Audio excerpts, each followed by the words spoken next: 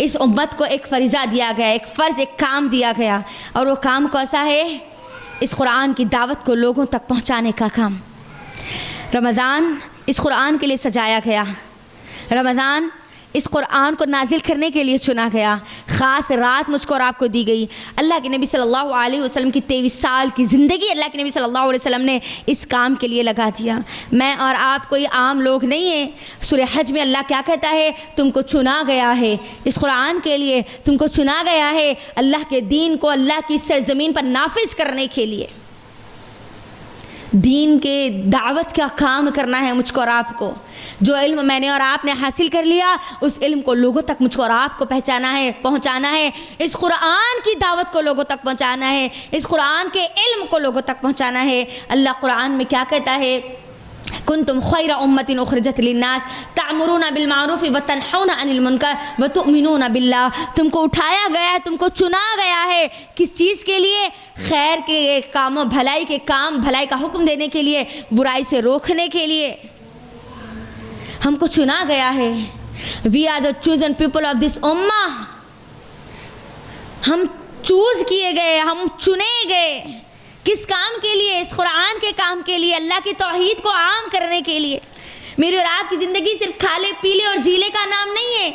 मेरे और आपकी ज़िंदगी में मिशन दिया गया। आप लोग खुद सोचिए, रमज़ान में मुझको और आपको भूखी और प्यासे रहने की ट्रेनिंग अल्लाह ने क्यों दी?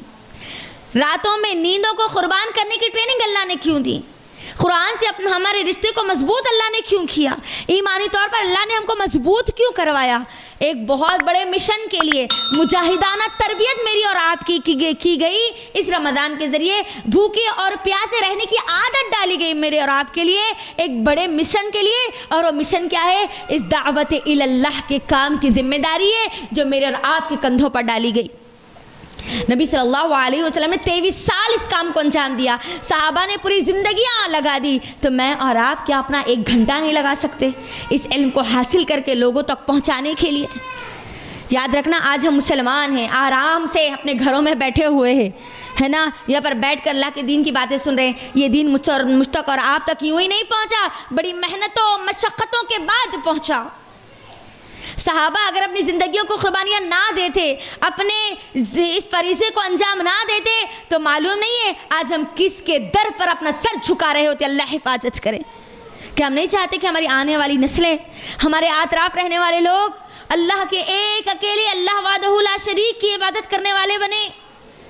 उम्मत मुस्लिमा का ये फरीज़ा है, मेरी और आपकी ये जिम्मेदारी है कि मैं और आप जिस मुजाहिदाना तरबियत से गुजार कर शव्वाल में दाखिल किए गए, रमज़ान में मुझको और आपको ख़ास ट्रेनिंग दी गई एक ख़ास मिशन के लिए। और वो मिशन क्या है? दावत इल्लाह।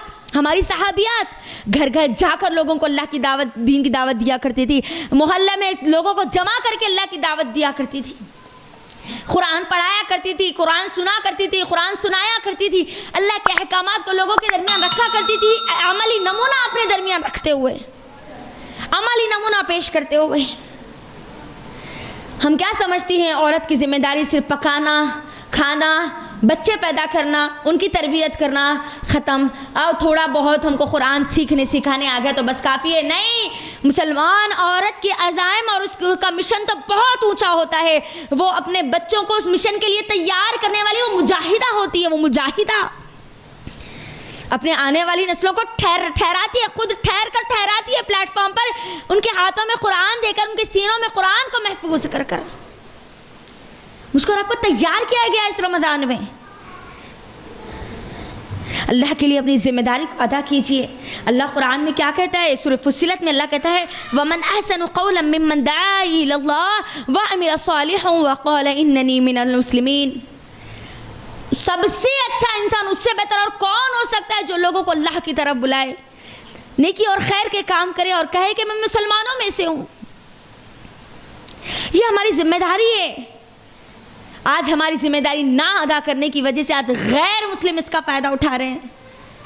ये बड़ा अहम फरीज़ा है, उम्मत मुस्लिमा का फरीज़ा है। मर्द और औरत दोनों की ये जिम्मेदारी है। मर्द अपने मैदान में के मुताबिक काम करेंगे, औरतें अपनी औरतों के मुताबिक औरतों के मैदान में काम करेंगे, लेकिन दावत इल्लाह की जिम्मेदारी दोनों पर मौजूद है, दोनों पर मौजूद है।